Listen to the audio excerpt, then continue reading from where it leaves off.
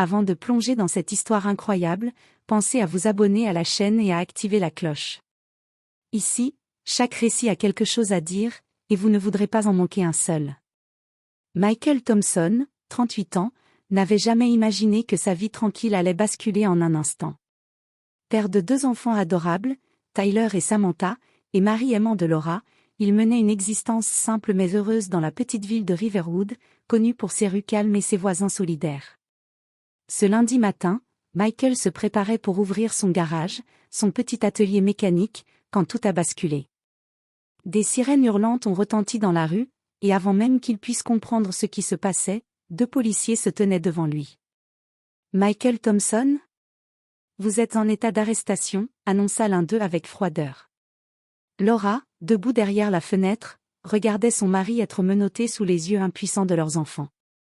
Michael protesta, mais ses mots se perdirent dans l'air glacial de la matinée. Il n'avait rien fait. Rien. Et pourtant, il était accusé d'un vol violent dans une bijouterie locale, un crime qu'il n'avait jamais commis. Dans la salle d'audience, le verdict tomba plus vite qu'un éclair, 25 ans de prison. La juge Helen Crawford, réputée pour sa sévérité et son absence de compassion, n'écouta aucune défense, aucune explication. Michael était condamné, et avec lui, les rêves et la tranquillité de toute sa famille s'effondraient. Mais ce que la ville ignorait, c'est que derrière cette condamnation injuste se cachait un secret. Un avocat déterminé, David Reynolds, était prêt à tout pour rétablir la vérité. Et ce qu'il avait en tête allait changer la vie de Michael et de Riverwood, pour toujours. Michael Thompson venait à peine d'ouvrir la porte de son garage que des sirènes retentissantes résonnèrent dans la rue. Avant même qu'il puisse comprendre ce qui se passait, 2 policiers, visiblement pressés et sérieux, s'approchèrent de lui. « Michael Thompson ? Vous êtes en état d'arrestation pour vol violent et complicité de cambriolage », déclara l'un d'eux, sa voix glaciale et sans appel. Michael recula d'un pas, le cœur battant à tout rompre. « Attendez. Je n'ai rien fait. Vous vous trompez. » Mais ses protestations tombèrent dans le vide. L'autre policier sortit ses menottes et les claqua autour de ses poignets. Dans la maison, Laura, sa femme, était paralysée par l'angoisse. Elle regardait Michael se faire escorter vers la voiture de police, tandis que Tyler, 12 ans, et Samantha, 9 ans, pleuraient silencieusement. Les voisins sortaient de leur maison, choqués, chuchotant entre eux. « Michael ? Mais, c'est impossible. » Au poste de police, Michael fut interrogé. Chaque question semblait plus absurde que la précédente. Il expliqua qu'il avait passé la matinée à préparer des commandes pour son garage, qu'il n'avait jamais mis les pieds dans la bijouterie visée par le vol. Mais les policiers ignoraient ces explications, convaincus de sa culpabilité parce qu'une caméra de surveillance l'avait soi-disant identifié, une preuve qui, en réalité, montrait un homme complètement différent. Pendant ce temps, Laura contacta un avocat commis d'office, mais il sembla dépassé par la situation. Michael fut transféré au tribunal le lendemain, épuisé et brisé, sans avoir eu le temps de digérer ce cauchemar. La salle d'audience était froide et imposante. La juge Helen Crawford, connue pour sa sévérité, le fixait avec un mélange de mépris et d'indifférence. Michael tenta de se défendre, expliqua qu'il était innocent, qu'il avait des témoins et des preuves. Mais la juge, implacable, leva la main et prononça le verdict. 25 ans de prison. Un silence pesant s'abattit sur la salle. Les enfants de Michael, assis au fond, éclatèrent en sanglots, et Laura sentit le sol se dérober sous ses pieds. Elle savait que leur vie venait de basculer à jamais. À cet instant, Michael comprit que l'injustice pouvait frapper n'importe qui, et que le combat pour sa liberté ne faisait que commencer. Mais ce qu'il ignorait encore, c'était qu'un avocat déterminé, David Reynolds, était déjà en train de préparer un plan pour rétablir la vérité et changer le cours de son destin. Le lendemain du procès, la ville de Riverwood semblait figée dans un silence oppressant. Les habitants chuchotaient dans les cafés et sur les trottoirs. Comment un homme apprécié de tout pouvait-il être condamné à 25 ans de prison pour un crime qu'il n'avait jamais commis ? Dans la salle d'audience, Michael, encore sous le choc, essayait de comprendre ce qui venait de se passer. Ses mains tremblaient à travers les menottes, et son regard se posait sans cesse sur Laura et les enfants, qui l'observaient avec une douleur silencieuse. L'avocat commis d'office, un homme peu expérimenté nommé Tom Reynolds, sans lien avec David Reynolds, semblait dépassé par la gravité de l'affaire. Il bégayait, hésitait à poser des questions, et ne soulevait aucune des incohérences flagrantes du dossier. Les témoins qui auraient pu innocenter Michael n'étaient même pas entendus. La juge Helen Crawford restait impassible, ses yeux durs fixant Michael comme s'il était déjà coupable depuis le début. Chaque mot prononcé par l'accusé semblait tomber dans un abîme de silence et de froideur. Laura, assise au fond de la salle, sentait sa colère et sa frustration monter. Elle voulait crier, hurler que son mari était innocent, mais sa voix restait bloquée. Tyler et Samantha, serrant leurs mains, pleuraient en silence, incapables de comprendre comment le monde pouvait être si cruel. À l'extérieur, les voisins qui avaient suivi le procès par le biais des médias locaux murmuraient « C'est une honte. Michael est un homme bon. » Mais leurs murmures semblaient dérisoires face à la machine judiciaire qui venait de broyer la vie d'un innocent. Michael fut emmené à la prison de Riverwood, un bâtiment gris et imposant, où le temps semblait s'arrêter. Les cellules étaient étroites, les lumières froides, et chaque son, le claquement des portes, le murmure des gardiens, résonnait comme un rappel cruel de sa situation. Pourtant, au milieu de ce désespoir, une lueur d'espoir apparut. Un avocat renommé, David Reynolds, avait été informé de l'affaire. Connu pour sa ténacité et ses méthodes peu orthodoxes, il voyait dans ce cas non seulement l'opportunité de sauver un innocent, mais aussi de dénoncer les failles et la corruption du système. Ce soir-là, Michael, allongé sur son lit de prison, repensa à sa famille, à sa vie et à la liberté qu'on lui avait arrachée. Il ne le savait pas encore, mais son combat ne faisait que commencer, un combat qui allait mettre à nu toutes les injustices et révéler ceux qui avaient tenté de détruire sa vie.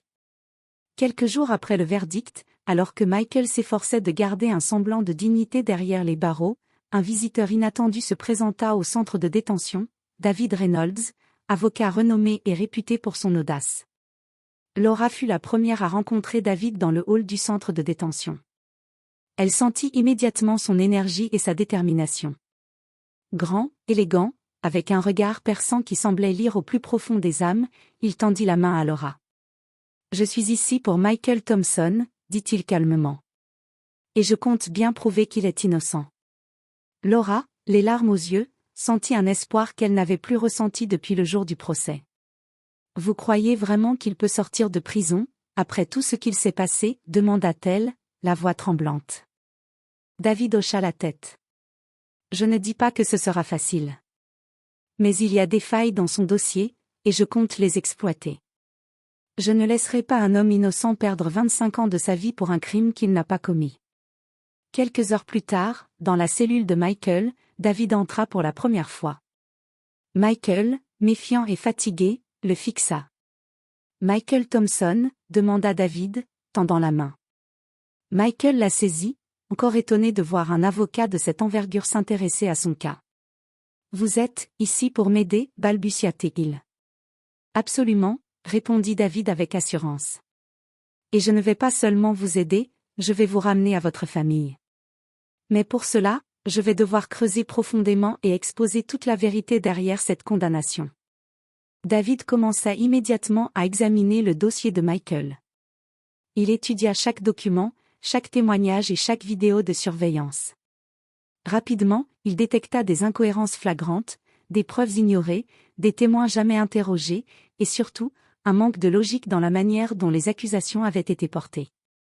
Il expliqua à Michael que la vérité était souvent cachée par ceux qui voulaient protéger leurs intérêts, mais que, s'il réussissait à démontrer ces manipulations, il pourrait non seulement prouver son innocence, mais aussi révéler les responsables de cette injustice. Michael sentit un mélange d'espoir et d'appréhension. Le chemin serait long et semé d'embûches, mais pour la première fois depuis son arrestation, il avait le sentiment que la justice pourrait enfin être rétablie.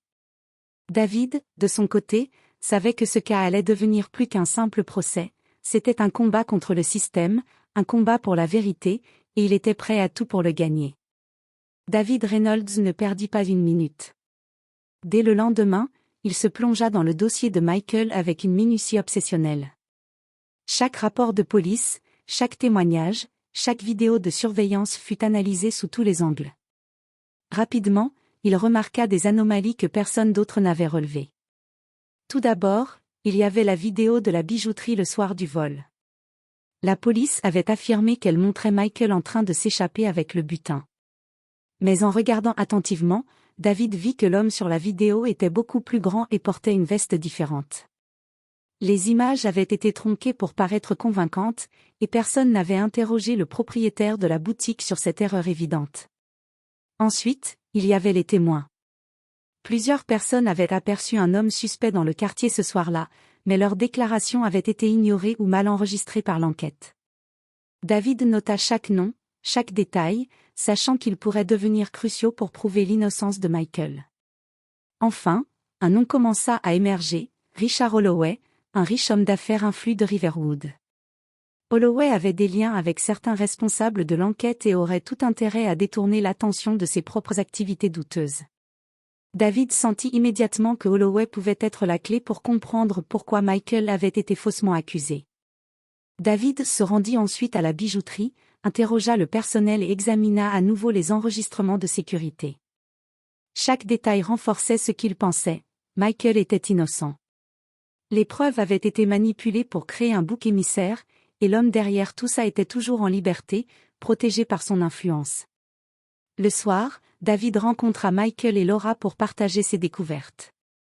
Michael, Laura, il y a quelque chose que vous devez savoir, dit-il en posant plusieurs photos et documents sur la table. Tout indique que Michael n'était pas là.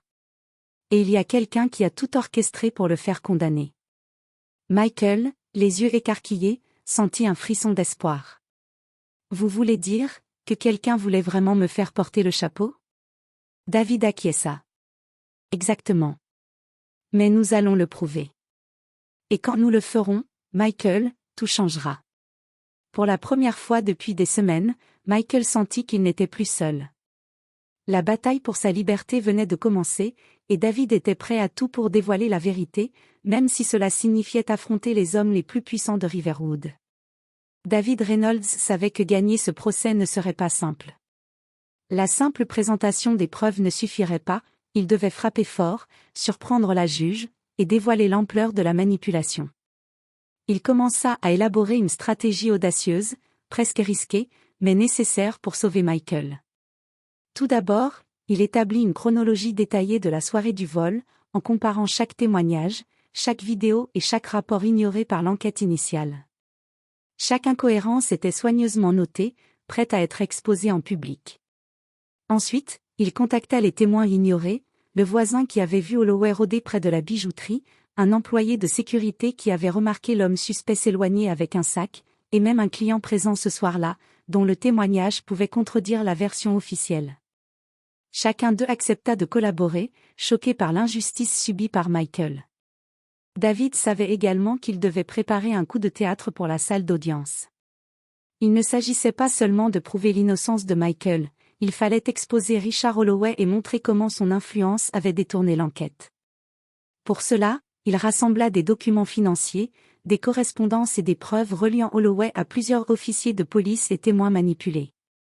Enfin, David rencontra Michael et sa famille pour leur expliquer le plan. Michael, Laura, écoutez bien, commença-t-il, le regard perçant. Nous n'allons pas simplement contester le verdict. Nous allons montrer la vérité, et tout le monde saura qui a essayé de détruire votre vie. Mais vous devez être prêts, ce sera intense, et certains seront furieux. Michael sentit un mélange de peur et d'espoir. Je suis prêt, dit-il.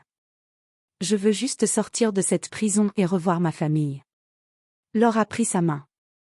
Nous sommes avec toi, Michael. Nous n'abandonnerons jamais. David sourit légèrement. Bien. Alors préparez-vous. Quand nous entrerons en salle d'audience, nous allons frapper là où ça fait mal. La vérité va éclater, et il n'y aura pas de retour en arrière. Ainsi, le plan fut mis en place, chaque preuve, chaque témoin et chaque document serait utilisé pour retourner la situation. Le choc serait total, et personne ne pourrait nier la manipulation et l'injustice subies par Michael. La bataille pour sa liberté ne faisait que commencer, mais pour la première fois, Michael sentit que la victoire n'était plus un rêve impossible. Le jour de l'audience tant attendue arriva. La salle d'audience était bondée, remplie de journalistes, de voisins curieux et de membres de la famille Thompson, tous suspendus aux événements à venir. L'atmosphère était lourde, chargée d'anticipation et de tension. David Reynolds entra avec assurance, portant son costume sombre et son regard déterminé. Michael, assis à ses côtés, sentait son cœur battre à tout rompre. Laura lui serra la main, lui transmettant courage et réconfort. Dès les premières minutes, David posa les bases de son attaque, il contesta la crédibilité des preuves présentées lors du premier procès et interpella la juge Helen Crawford, exigeant l'examen de chaque vidéo et témoignage ignoré. La juge, surprise par cette approche directe et audacieuse, fronça les sourcils. « Votre honneur, » commença David, sa voix claire et ferme, « nous avons découvert des preuves que personne n'a pris en considération lors de la première audience. Ces éléments démontrent que mon client, Michael Thompson, n'était pas présent sur les lieux du vol et qu'un autre individu, protégé par son influence, est le véritable responsable. » David passa ensuite aux témoins, chacun d'eux raconta ce qu'il avait vu, ce qu'il savait et comment leurs déclarations avaient été ignorées. Les murmures dans la salle se firent entendre alors que les contradictions avec le procès initial devenaient évidentes. Puis, David dévoila les vidéos originales de la bijouterie. Chaque détail fut comparé aux affirmations de l'accusation, la taille de l'homme, ses vêtements, sa démarche, tout montrait qu'il ne s'agissait pas de Michael. La juge Crawford resta muette, visiblement troublée par l'évidence qui se déployait devant elle. « Votre honneur, » poursuivit David, « Michael Thompson a été condamné à tort. La vérité est claire. Et il est temps que justice soit rendue. » Le public, jusqu'alors silencieux, éclata en murmures et en exclamations. Les journalistes prirent des notes frénétiquement, sentant qu'un scandale judiciaire était en train de se révéler. Michael, les yeux brillants d'émotion, sentit un poids immense se lever de ses épaules. Mais David savait que la partie la plus difficile restait à venir, identifier et exposer l'homme qui avait orchestré toute cette manipulation. Et il était prêt à aller jusqu'au bout. La tension dans la salle d'audience était palpable. David Reynolds, calme et méthodique, s'approcha du bureau des avocats avec un dossier épais entre les mains. Tous les regards étaient rivés sur lui. Même la juge Helen Crawford semblait sur le qui-vive, consciente que ce qui allait suivre pourrait bouleverser tout le procès. « Votre honneur, » commença David, « il est temps de nommer le véritable responsable de ce vol et de montrer comment il a manipulé l'enquête pour faire condamner un innocent. » Il fit alors appel à un témoin clé, Richard Holloway, l'homme d'affaires influent que tout le monde respectait et craignait dans la ville. Holloway, qui pensait pouvoir rester dans l'ombre, fut obligé de prendre place dans le box des témoins sous le regard attentif de la salle. David exposa, preuve par preuve, comment Holloway avait orchestré le vol pour détourner l'attention de ses propres affaires douteuses. Il montra des correspondances, des enregistrements et des témoins qui confirmaient que Holloway avait influencé certains policiers et manipulé les vidéos de surveillance pour faire porter le chapeau à Michael. Holloway, d'abord arrogant, tenta de nier, mais David était implacable. Chaque preuve qu'il présentait semblait clouer Holloway, et le public commença à murmurer, stupéfait par l'ampleur de la manipulation. « Mesdames et messieurs, » dit David, sa voix résonnant dans la salle, Michael Thompson a été victime d'un complot orchestré par un homme puissant. Les preuves sont claires, les témoins sont présents, et la justice ne peut plus fermer les yeux. La juge Crawford, visiblement mal à l'aise, tenta de garder son calme, mais il était évident que le tableau complet de l'injustice venait d'être révélé. Michael sentit son cœur s'emballer. Pour la première fois depuis son arrestation, il savait qu'il allait être libéré. Le public éclata en murmures de stupéfaction et d'admiration pour le courage de David et pour la résilience de Michael. Les journalistes immortalisèrent chaque instant, conscients que cette affaire allait faire les gros titres dans tout l'État. Michael, enfin, sentit l'espoir renaître. La vérité éclatait, et la personne qui avait essayé de détruire sa vie ne pourrait plus se cacher derrière son influence. Le chemin vers la liberté était désormais clair, et plus personne ne pourrait ignorer l'injustice dont il avait été victime. Le jour tant attendu arriva enfin. Michael Thompson fut conduit au tribunal, non plus en tant qu'accusé, mais en tant qu'homme innocent prêt à retrouver sa liberté. La salle d'audience était remplie de journalistes, d'amis, de voisins et de membres de sa famille, tous suspendus aux événements qui allaient se dérouler. David Reynolds, sûr de son plan, se tenait à ses côtés, prêt à s'assurer que tout se passe sans accroc. Michael, le cœur battant, sentit une vague d'émotion le submerger. Chaque pas vers la sortie du tribunal semblait le rapprocher d'une nouvelle vie. La juge Helen Crawford, visiblement embarrassée, prononça enfin l'acquittement officiel. Michael Thompson est reconnu innocent de toutes les accusations portées contre lui. Il est immédiatement libéré. Un silence choqué suivit ces mots, avant que la salle n'explose en acclamations. Les journalistes prenaient des photos et enregistraient chaque instant. Michael, les yeux embués de larmes, se tourna vers Laura et les enfants. Tyler et Samantha coururent vers lui, le serrant dans leurs bras, tandis que Laura éclatait en sanglots de joie. « Papa » cria Samantha. « Tu es enfin là. »« Je suis là, mes chéris, je suis enfin là » murmura Michael, la voix tremblante mais pleine de bonheur. Dehors, les voisins et les habitants de Riverwood acclamaient Michael, admiratifs de sa force et de son courage. Les caméras de télévision captaient l'instant, immortalisant la scène d'un homme innocent libéré après une injustice scandaleuse. Pour Michael, la liberté avait un goût doux amer, il retrouvait sa famille et sa vie, mais les années perdues et l'injustice subie laissaient des cicatrices profondes. Pourtant, il savait que ce jour marquait le début d'un nouveau chapitre. David Reynolds, en regardant Michael se fondre dans l'étreinte de sa famille, sentit une satisfaction immense. Il avait tenu sa promesse, la vérité avait triomphé, et un innocent avait retrouvé sa dignité. Et tandis que les caméras s'éteignaient et que la foule se dispersait, Michael réalisa que, malgré tout ce qu'il avait traversé, il était enfin libre, libre de reconstruire sa vie, libre de rêver à nouveau, et libre de ne plus jamais laisser l'injustice définir son destin. La libération de Michael Thompson provoqua un véritable séisme dans la petite ville de Riverwood. Les habitants, choqués par l'injustice dont il avait été victime, commencèrent à remettre en question la crédibilité et l'intégrité du système judiciaire local. La juge Helen Crawford, autrefois inébranlable, fut immédiatement mise sous enquête. Ses décisions passées, sa rigidité et son refus d'examiner les preuves ignorées furent scrutés avec attention. Plusieurs officiers de police impliqués dans l'enquête initiale furent également convoqués, certains accusés de négligence ou de complicité avec Richard Holloway.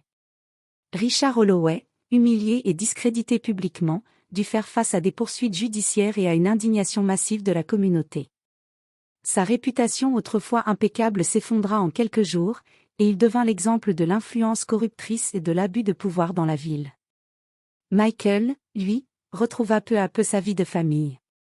Tyler et Samantha, encore marqués par la peur et la douleur, commencèrent à retrouver le sourire en voyant leur père présent à chaque instant. Laura, forte et résiliente, soutint Michael dans sa reconstruction, consciente que les épreuves qu'ils avaient traversées les avaient rendus plus unis que jamais. David Reynolds, quant à lui, devint un héros local. Sa ténacité et son sens aigu de la justice avaient non seulement sauvé Michael, mais révélé au grand jour les failles d'un système qui pouvait broyer des innocents. Il fut invité à des conférences et à des émissions de télévision pour raconter l'affaire, inspirant d'autres personnes confrontées à l'injustice à se battre. La ville de Riverwood, désormais consciente des dangers de l'influence et de la corruption, commença à mettre en place des réformes pour protéger les citoyens. Les habitants organisèrent des réunions communautaires, discutèrent des moyens d'assurer la transparence dans le système judiciaire et s'engagèrent à ne plus laisser l'injustice triompher.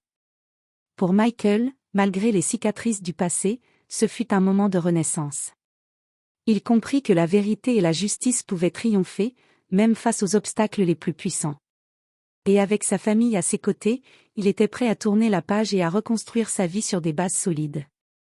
Quelques semaines après sa libération, Michael Thompson et sa famille commençaient à retrouver une vie normale, mais l'expérience avait laissé une empreinte indélébile. Les années perdues, les humiliations et la peur de l'injustice avaient transformé leur perception du monde. Pourtant, Michael refusait de laisser ces épreuves définir son futur. Avec l'aide de David Reynolds, il décida de transformer sa douleur en force. Ensemble, ils fondèrent la Fondation Thompson Reynolds pour la justice, une organisation dédiée à aider les innocents condamnés à tort, à exposer les failles du système judiciaire et à offrir un soutien légal aux familles victimes d'injustice. La ville de Riverwood, qui avait suivi l'affaire de près, célébra cette initiative. Des habitants et des journalistes vinrent assister à l'inauguration de la fondation, témoignant de leur admiration pour le courage de Michael et l'intégrité de David. Les médias locaux et nationaux relayèrent l'événement, inspirant des milliers de personnes à travers le pays. Michael, regardant sa famille à ses côtés, sentit un sentiment de paix et de fierté qu'il n'avait jamais connu auparavant. Tyler et Samantha riaient et jouaient autour de lui, Laura posait sa main sur son épaule avec tendresse, et il sut qu'ils avaient survécu aux ténèbres pour atteindre la lumière. David, observant Michael, sourit. « Tu as traversé l'ombre pour atteindre la lumière, Michael. Ce n'est pas seulement ta victoire, c'est celle de la justice. » Michael acquiesça. « Et ce n'est que le début. Nous allons nous battre pour tous ceux qui n'ont pas encore retrouvé la liberté. Nous ne laisserons plus jamais l'injustice détruire des vies innocentes. » La ville de Riverwood, désormais plus consciente et plus vigilante, avait appris une leçon précieuse: même face à la corruption et à l'injustice, la vérité peut triompher grâce au courage, à la persévérance et à ceux qui osent défendre ce qui est juste. Ainsi se termina l'histoire de Michael Thompson, un homme injustement condamné, mais qui, grâce à la ténacité de son avocat et à sa propre résilience, retrouva sa liberté, sa famille et sa dignité. Et, plus important encore, il transforma son combat personnel en une arme contre l'injustice, offrant une seconde chance à ceux qui, comme lui, avaient été brisés par un système défaillant.